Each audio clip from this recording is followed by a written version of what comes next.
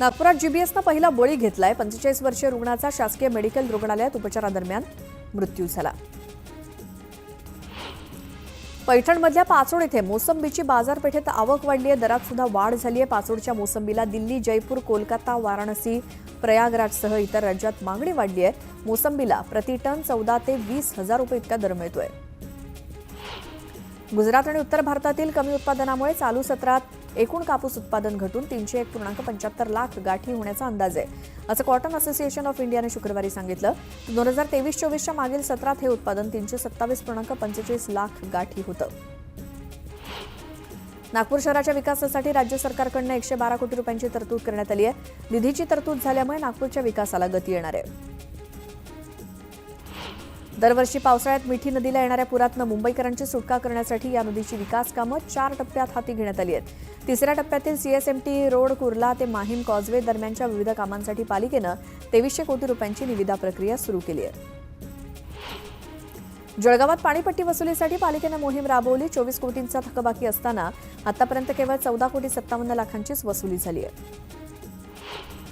जळगावच्या अमळनेरमध्ये 80 फुटी डीपी रस्त्यावरील 70 अतिक्रमणं काढण्यात आली आहेत. वाहतूक कोंडी कमी करण्यासाठी अमळनेर नगर परिषदेनं 3 जेसीबी मशीन आणि अधिकाऱ्यांच्या ताफ्यासह मोठी कारवाई केली.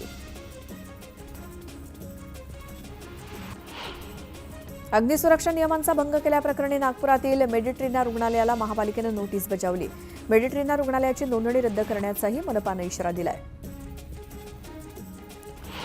तुळजापूरच्या मंदिराचा जीर्णोद्धार, रायगड किल्ला संवर्धन आणि मराठी चित्रपटांसंदर्भात सांस्कृतिक कार्यमंत्री आशिष शेलार यांच्या दालनात बैठका झाल्या. या तीनही विषयात पुढील 15 दिवसात स्वतंत्र बैठका घेण्याचा निर्णय झालाय.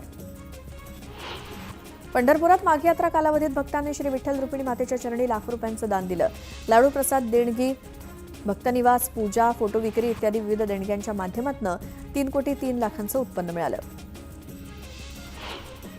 खरगोन ते मुक्ताईनगर या राष्ट्रीय महामार्गाच्या चौपदरीकरणात ज्या शेतकऱ्यांच्या जमिनी संपादित केल्या त्यांना योग्य मोबदला मिळालेला नाही. त्यामुळे मुक्ताईनगर शेतकरी संघर्ष समिती आणि अन्य शेतकऱ्यांनी आंदोलन करत पुलाचं काम बंद पाडलं.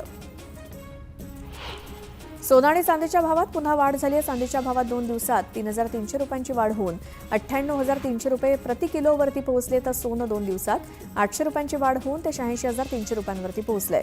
सध्याच्या भावानुसार 1 किलो चांदीसाठी जीएसटीसह 1,01,249 रुपये मोजावे लागणार आहेत. मार्च अखेरपर्यंत विविध करांची 100% वसुली करण्यासाठी जळगाव महापालिका प्रशासनानं कंबर कसली. त्यानुसार टॉप 10 थकबाकीदारांची यादी तयार करण्यात येते. अशा थकबाकीदारांना कराचा भरणा करण्याची शेवटची एक संधी मिळणार आहे. राज्यात सर्वाधिक रासायनिक खतांचा वापर जळगाव जिल्ह्यात होतो. मात्र युरिया खताचा अतिरेक आणि अशास्त्रीय पद्धतीनं वापर जमीन आणि पर्यावरणासाठी घातक ठरू लागलाय. यावलच्या भालोद गावातील नैना जालंधर या 21 वर्षीय तरुणीची मुंबई पोलीस दलात निवड झाली. गावातल्या मुलीची पहिल्यांदाच पोलीस दलात निवड झाल्यामुळे ग्रामस्थांच्या वतीनं नैनासह तिच्या कुटुंबाचा सत्कार करण्यात आला. जळगाव रावेरमधील सावगेडा इथे बुवा महाराजांच्या यात्रा महोत्सवाचं आयोजन करण्यात आलं. यात्रा महोत्सवाला 130 वर्षांची परंपरा आहे. बुवाजी महाराज संस्थानच्या वतीनं महोत्सवाची तयारी करण्यात आली. राज्यातील बाजार समितीत बाजारात मक्याची आवक 730 क्विंटल इतकी झाली, तर सोयाबीनला 2,211 रुपये प्रति क्विंटल इतका दर मिळाला. बाजारात मक्याची आवक मोठ्या प्रमाणात मंदावली आहे. राज्यातील बाजार समितीमध्ये सोयाबीनची आवक 18,221 क्विंटल इतकी झाली, तर सोयाबीनला 3,878 रुपये प्रति क्विंटल इतका दर मिळाला. राज्यात 2,577 क्विंटल ज्वारीची आवक झाली. शाळू ज्वारीला मंठा इथे कमीत कमी 1,700 तर सरासरी 2,000 रुपये प्रति क्विंटल दर मिळाला. राज्य सरकारनं 2024-25 या हंगामात 14,13,270 टन सोयाबीन खरेदीचं उद्दिष्ट समोर ठेवण्यात आलं होतं. 6 फेब्रुवारीपर्यंत एकूण 5,11,657 शेतकऱ्यांकडून 11,21,385 टन सोयाबीन खरेदी केलाय. महाराष्ट्रातील सोयाबीन खरेदीचं हे प्रमाण अन्य राज्यांपेक्षा जास्त आहे, अशी माहिती पणन विभागानं प्रसिद्धी पत्रकाद्वारे गुरुवारी दिली. जळगावच्या भडगावमधील वाळू माफियांवरती चाळीसगाव शहर पोलीस पथकाकडून धडक कारवाई करण्यात आली. 5 ब्रास वाळू आणि डंपर सोबतच 22 लाखांचा मुद्देमाल जप्त करण्यात आला. जळगावच्या नांदगाव शिवारातील शेतातनं ट्रॉलीची चोरी झाली. या प्रकरणी पोलिसांनी तिघांना ताब्यात घेतलं. त्यांच्याकडून 4,93,000 रुपयांचा मुद्देमाल जप्त केला. महाराष्ट्र राज्य परीक्षा परिषदेतर्फे घेण्यात आलेल्या शिक्षक पात्रता परीक्षेचा अंतिम निकाल जाहीर झाला. त्यानुसार परीक्षेत 11,168 उमेदवार पात्र ठरले. एकूण निकाल 3.38% लागला. आरटीईच्या 25% राखीव जागांसाठी 1,01,916 जणांची निवड करण्यात आली. 85,000 मुलं अर्जाच्या प्रतीक्षेत आहेत. आरटीई प्रवेशाची पहिली निवड यादी जाहीर झाली असून लॉटरी प्रक्रियेद्वारे ही यादी जाहीर करण्यात आली आहे आणि यात जळगाव जिल्ह्यातील 268 शाळांसाठी उपलब्ध असलेल्या जागांसाठी 3,080 विद्यार्थ्यांच्या नावांची यादी जाहीर झाली. आता क्रिकेट या विषयातच पदवी शिक्षण घेता येणारे मुंबई क्रिकेट असोसिएशन आणि मुंबई विद्यापीठ अभ्यासक्रम सुरू केला जाणार आहे. रत्नागिरी जिल्ह्यातील दापोली मंडणगड तालुक्यात हापूस आंब्यावर करपा, चिकटा आणि तुडतुडे रोगाचा प्रादुर्भाव झालाय. त्यामुळे मोहर आणि फळ गळतीची समस्या निर्माण झाल्यामुळे आंबा बागायतदार शेतकरी हवालदिल झालेत. मुंबई एपीएमसी फळ बाजारात द्राक्षांची आवक वाढली. मात्र अवकाळी पाऊस आणि वातावरणातील बदलामुळे केवळ 40% द्राक्षच बाजारात विक्रीस उपलब्ध आहेत. रत्नागिरी जिल्ह्यातील मंडणगड शहरात रस्त्यावरील खड्ड्यांमुळे वाहतुकीला अडथळा निर्माण झाला. खड्ड्यांमधून प्रवास करत असताना वाहन चालकांना मोठी कसरत करावी लागते. त्यामुळे रस्ते दुरुस्तीची मागणी जोर धरू लागली आहे. छत्रपती संभाजीनगर शहराला 5 ते 7 दिवसांनी पिण्याचं पाणी मिळतं. वेळेवर पाणी मिळत नसल्यानं वारंवार आंदोलनं केली गेली, निवेदनं देण्यात आली. मात्र अद्यापही पाण्याचा प्रश्न काही सुटलेला नाही. महावितरणकडे वीज जोडणीसाठी अर्ज केलेल्या वाशिम जिल्ह्यातील शेतकऱ्यांना आता सौर पंप घेण्याची सक्ती केली जाते. मात्र ही सक्तीची अट रद्द करावी आणि पूर्वीप्रमाणे वीज जोडणी करून द्यावी अशी मागणी शेतकऱ्यांनी केली. पुणे जिल्ह्यातील केसननमधील दफनभूमीच्या जागी अनधिकृतपणे उभारलेल्या मस्जिदीवरती प्रशासनाच्या वतीनं बुलडोझर फिरवण्यात आला. केसननमधील कुशाल सातव यांनी दफनभूमीच्या जागी अनधिकृतपणे उभारलेल्या मस्जिदीविरोधात प्रशासकीय विभागाकडे तक्रार अर्ज केला होता. मध्य आणि पश्चिम रेल्वेवर विविध अभियांत्रिकी आणि देखभालीची कामं करण्यासाठी रविवारी मेगा ब्लॉक असणार आहे. ब्लॉक कालावधीत सीएसएमटी ते विद्याविहार दरम्यान अप आणि डाऊन धीम्या मार्गावरील लोकल जलद मार्गावरती वळवण्यात येणार आहेत.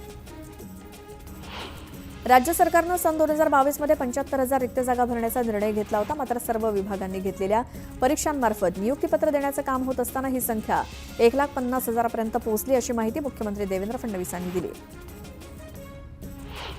बँकेशी आधार कार्ड लिंक होत नसल्यामुळे लाडक्या बहिणींच्या पदरी निराशा पडली होती. मात्र आता 6 लाख लाडक्या बहिणींचे आधार कार्ड बँकेशी लिंक झाल्यामुळे त्यांना फेब्रुवारी महिन्याच्या अखेरपर्यंत लाभ मिळणार असल्याचं महिला व बालविकास विभागातील अधिकाऱ्यांनी सांगितलं. शिमग्यापूर्वीच मुंबईकरांना उन्हाच्या झळा बसायला सुरुवात झाली. शुक्रवारी मुंबईचं कमाल तापमान 36.7 अंश सेल्सिअस नोंदवलं गेलंय. रात्र थंड आणि दिवस उष्ण अशा काहीशा हवामानानं मुंबईकर बेजार झालेत. बेस्टचे तिकीट दर वाढवण्याबाबत प्रशासनाच्या हालचाली सुरू आहेत. मात्र संभाव्य दरवाढीला बेस्ट कामगार सेनेचा विरोध असून महापालिकेनं 5 ते 6 हजार कोटींचं अनुदान तातडीनं देण्याची मागणी बेस्ट कामगार सेनेचे अध्यक्ष सुहास सामंत यांनी पालिकेला केली आहे. पुण्यातील सार्वजनिक वाहतूक व्यवस्थेचा कणा असलेल्या पीएमपीचा आर्थिक तोट्यामुळे कंबरडं मोडलंय. पुणे, पिंपरी चिंचवड आणि पीएमआरडीएच्या क्षेत्रात पीएमपीचा रोजचा प्रवास 3,60,000 किलोमीटर इतका होतो. प्रति किलोमीटर मागे अवघे 53 रुपये मिळतात. वाढत्या अपघातामुळे मागील काही महिन्यांपासून पीएमपीवर टीकेचा भडीमार होत होता. त्याची गंभीर दखल घेत पीएमपी प्रशासनानं स्वमालकीच्या चालकांसह ठेकेदारांच्या सर्व चालकांना प्रशिक्षण देणं सुरू केलंय. रिक्षा टॅक्सींच्या रिकॅलिब्रेशनची प्रक्रिया अजून अडथळ्यांच्याच गर्तेत अडकली आहे. मीटर अद्ययावतीकरण प्रक्रियेत सॉफ्टवेअर देणाऱ्या कंपन्या दर कमी करण्यास तयार नाहीत. या कंपन्यांवरती कायदेशीर कारवाई करावी तसंच टेस्टिंग लॅबसाठी निश्चित केलेली प्रादेशिक सीमा हटवावी अशी मागणी मीटर रिपेअर्स असोसिएशनने केली. पश्चिम रेल्वेमध्ये विविध तांत्रिक अडचणी दूर केल्यामुळे लोकलच्या वेळापत्रकात 5% सुधारणा झाली आहे. 1 एप्रिल 2024 पासून 12 फेब्रुवारी 2025 या कालावधीत पश्चिम रेल्वेचा वक्तशीरपणा 87% पोहोचलाय. त्यामुळे प्रवास अधिक सुखकर झालाय. अटल बिहारी वाजपेयी शिवडी नावाशेवा सागरी सेतू आज रात्री 11 वाजल्यापासून उद्या दुपारी 1 वाजेपर्यंत वाहतुकीसाठी बंद असेल. पीएमआरडीएकडनं रविवारी 16 फेब्रुवारीला मॅरेथॉन आहे. या मॅरेथॉनच्यासाठीच अटल सेतू सलग 13 तास बंद असणार आहे.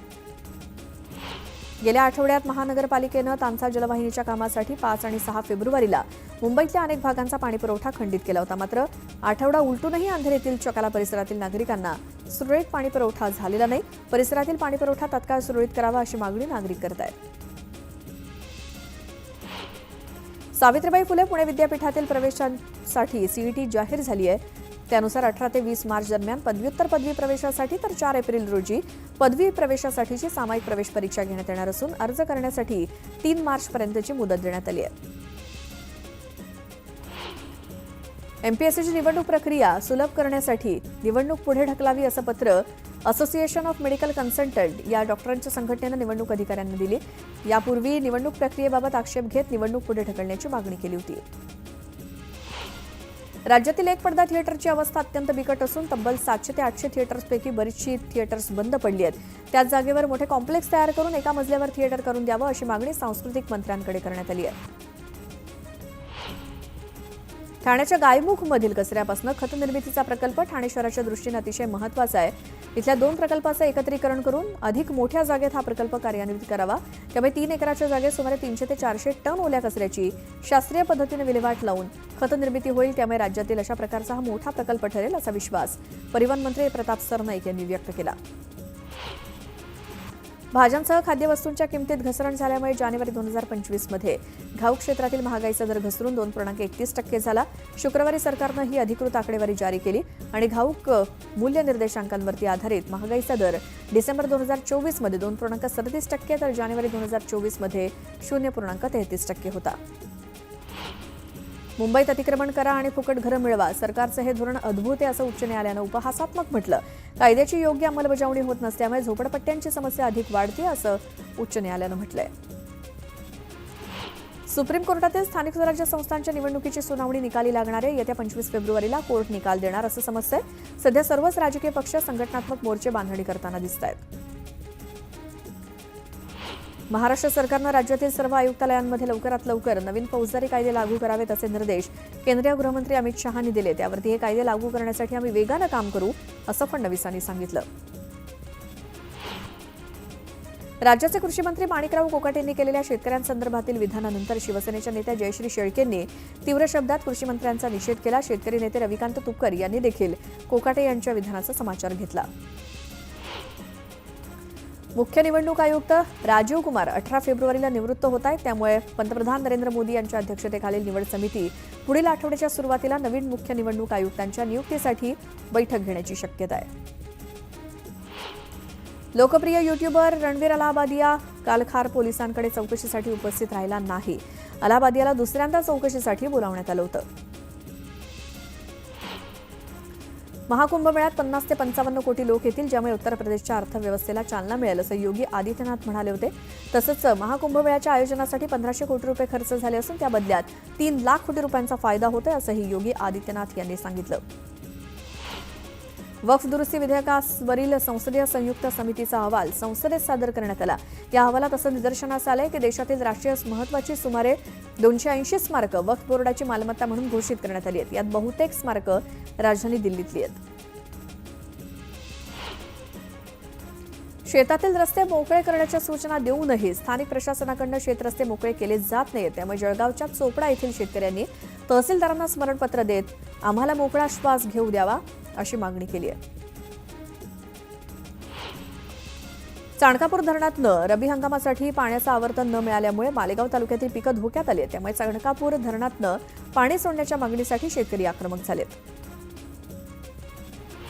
अकोल्याच्या बार्शी टाकळी तालुक्यातील महागाव इथे अतिक्रमणावरील घरांवरती कारवाई करण्यात आली. बेघर झालेल्या नागरिकांनी तहसील कार्यालय परिसरात ठिय्या आंदोलन केलं. हिंगोली जिल्हाधिकारी कार्यालयासमोर शालेय पोषण आहार बनवणाऱ्या महिलांनी धरणं आंदोलन केलं. मानधनाचं भाजीपाला आणि इंधन बिलही न मिळाल्यामुळे या महिला आक्रमक झाल्या. मंत्री नितेश राणे नेहमी प्रक्षोभक वक्तव्य करत असतात असा आरोप करत जळगावात तीव्र निदर्शनं करण्यात आली. एकता संघटनेच्या वतीनं जिल्हाधिकारी कार्यालयासमोर आंदोलन करण्यात आलं. सांगलीमध्ये शक्तीपीठ महामार्गाच्या समर्थनार्थ शिवसेनेनं धरणं आंदोलन केलं. जिल्ह्याच्या विकासासाठी कोणत्याही परिस्थितीत हा महामार्ग झालाच पाहिजे अशी भूमिका शिवसेनेनं घेतली.